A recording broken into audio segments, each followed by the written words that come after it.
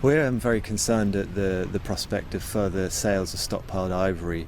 We saw the last sale back in 2008, and the following decade we've lost 100,000 savanna elephants, 60% of the forest elephants in Africa following that stockpile sale. And this has primarily been because these legal markets have opened up avenues for criminals to traffic illegal ivory into those markets and sell it. And that's been driving poaching in Africa in the last decade. So we're concerned that we would repeat that same failed experiment again.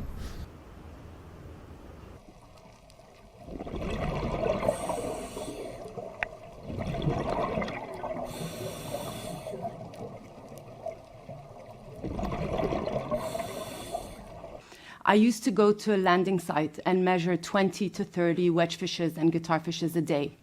Now when we go monitor, we're lucky if we see one wedgefish or guitarfish every day or even every week.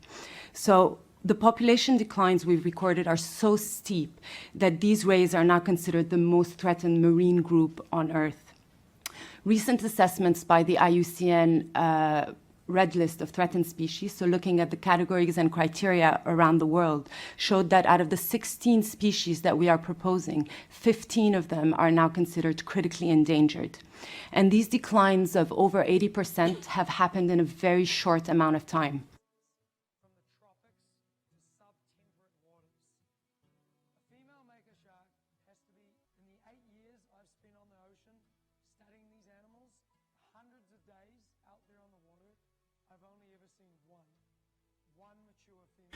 If no more fishing, no more mortality, so no more sharks were to be killed in the North Atlantic from today, scientists estimate it will be 2070 until the population recovers even to kind of a base level where fishing would be advisable again. It's kind of terrifying. And that is a species that isn't even listed yet. So it's going to take us a really long time to recover some of these species. Wins for sharks right now are the basic steps of management. Better data collection, and then things that can be followed up and refined over time. Yeah, it was brutal, mate. We just don't see the numbers of those big fish anymore. I've watched it decline over the years, and it's going to take a long time for those fish to come back.